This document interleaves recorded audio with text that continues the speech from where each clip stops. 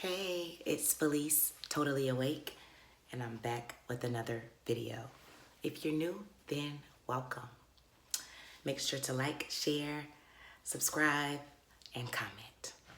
Now, today, I was just here and I was trying to do a little convention review, share some of my thoughts, and I did, but it'll probably take me a little bit to edit it up a little bit. But then I wanted to just put something out that I could put out right away. And I'm just going to kind of talk about what's on my heart right now.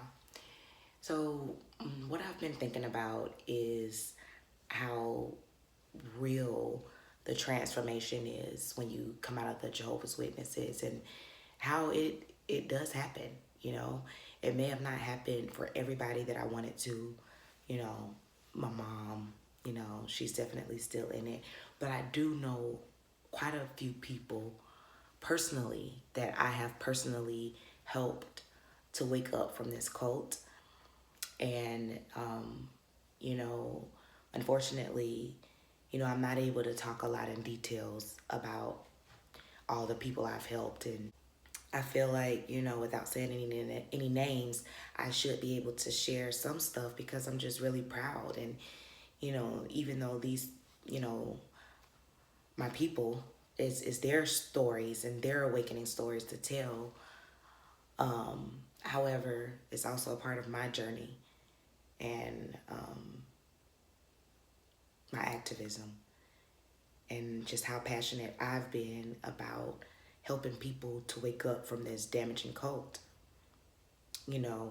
Sometimes things would happen before I woke up from this evil cult that would make me think that Jehovah was trying to bring me back to him, even when it came to like meeting someone that was a Jehovah's Witness.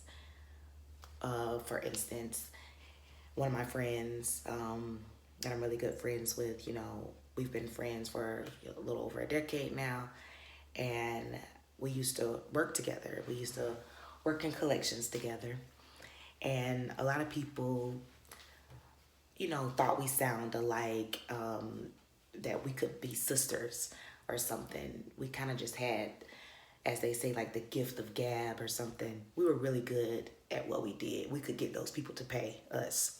I was always good in like sales and collections when I worked in those fields, because I don't know, I just have this voice and this way of talking that can just really get people to buy or pay their bill.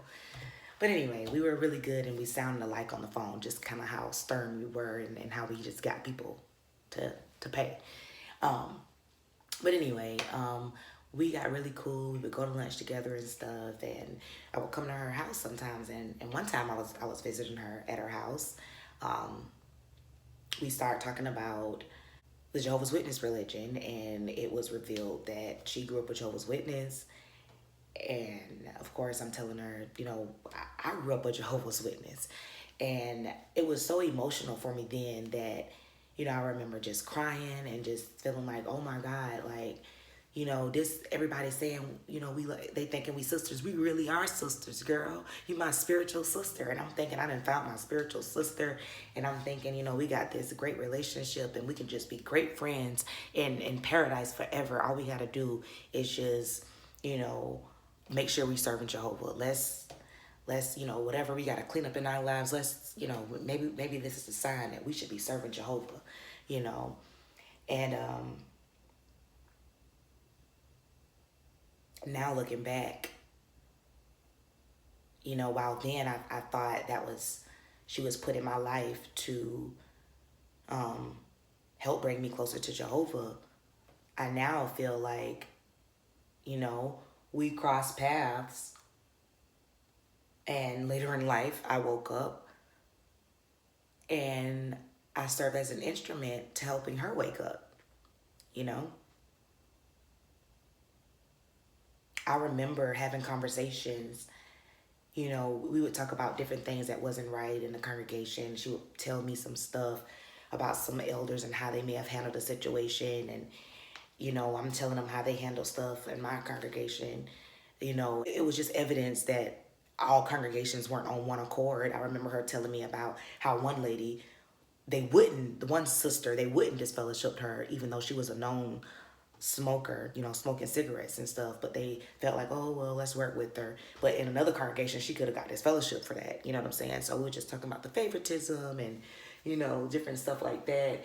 And I forgot everything I was saying, but I was just kind of like pounding in on the religion, like, and such and such and such and such, and they hypocrites and they don't know. And she's like, yeah, and yeah, and yeah. And then when I say, and it's not the right religion either, she like, oh, I don't know about all that now.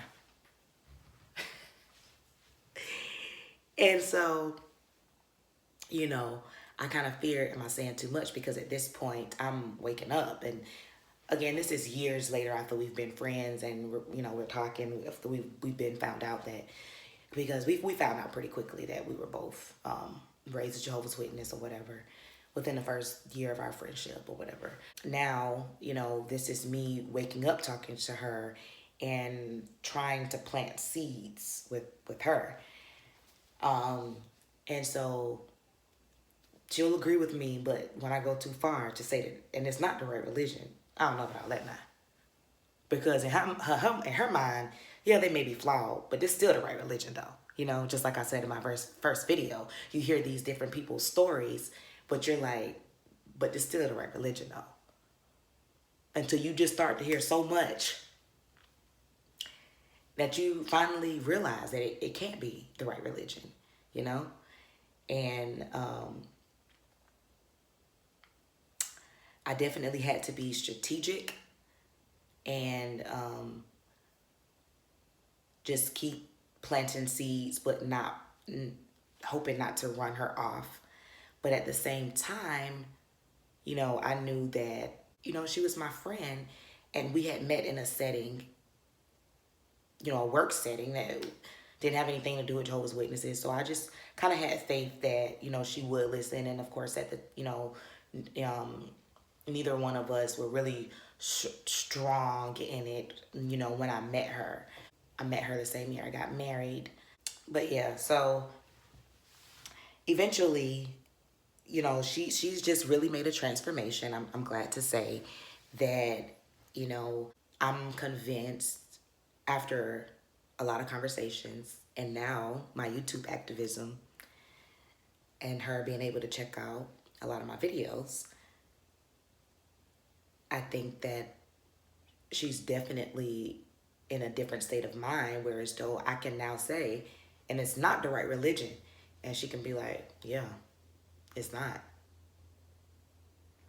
And that's an accomplishment, It makes it so worth it, Like the Jehovah's Witnesses used to try to teach us that, even if one person got saved, then that would mean a lot to Jehovah, right? That's how I feel too. Even if one person, but it's been more than one, okay? But that's just one story. And then I have another story of a girl that I met when we were actually in middle school. And we were in 6th grade, and we found out that we were both Jehovah's Witnesses. I forgot exactly how it happened. It was like in health class, and we were talking. I think we were talking about how I started saying I don't celebrate something that she did, and it was like, wait a minute, you a Jehovah's Witness? Because I don't know nobody else who don't celebrate their birthdays and the holidays and stuff. Okay, at that time, But sure enough, she was and I was, and we had already became friends, and that just made us much closer. And it made me start to think that I could actually possibly try to hang with her outside of school.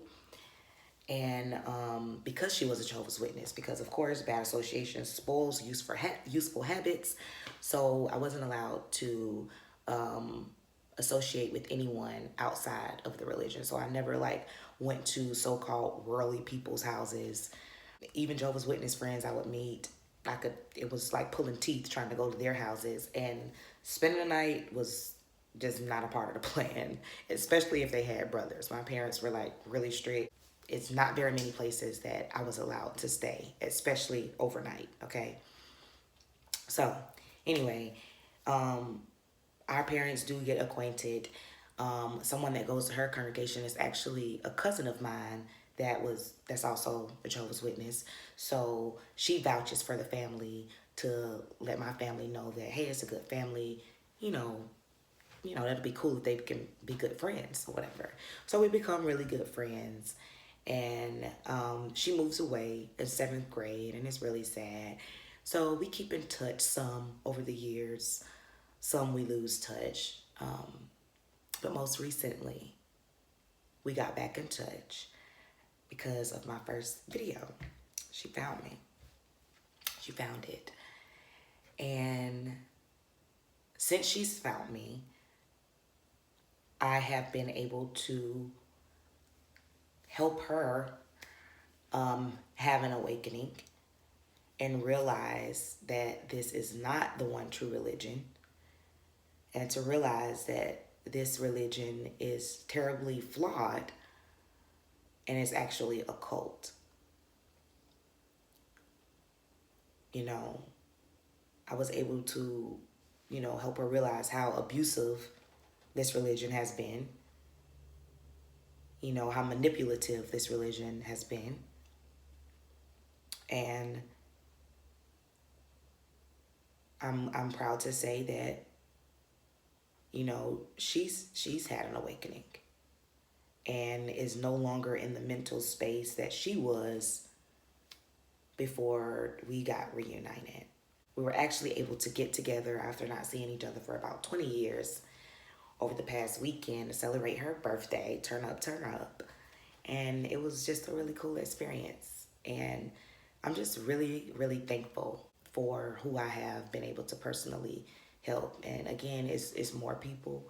I think I'm just gonna leave it at those couple of stories for now. But yeah, it's just a wonderful feeling to know that I had a hand in helping quite a few people wake up. It went from, like I said before in one of my videos, it went from people looking at my videos that believed and crying and wondering how could I do this, to now they can't wait for my next video, and now they are in a different mental space now and not believing that this is the one true religion either, because it's really dangerous to be physically out but mentally in, because a lot of people that's the case, right? Maybe they didn't go to the meeting anymore, but still their mental space was that was the only way that they could gain salvation. And to help people be free from that and to not have to live their life in guilt anymore, thinking that, God is mad at them for not being a part of his religion or following the rules or whatever, to just be free from that guilt. It's like one of the best things in the world. Like it's so freeing. That's all I wanted to talk about. Like, share, subscribe, leave me a comment, let me know what you think. Okay, we gotta keep hope alive, all right? Everybody ain't gonna wake up, but some people gonna wake up. Some people gonna wake up and realize it's a cult, okay? So have faith. Transformation does take place.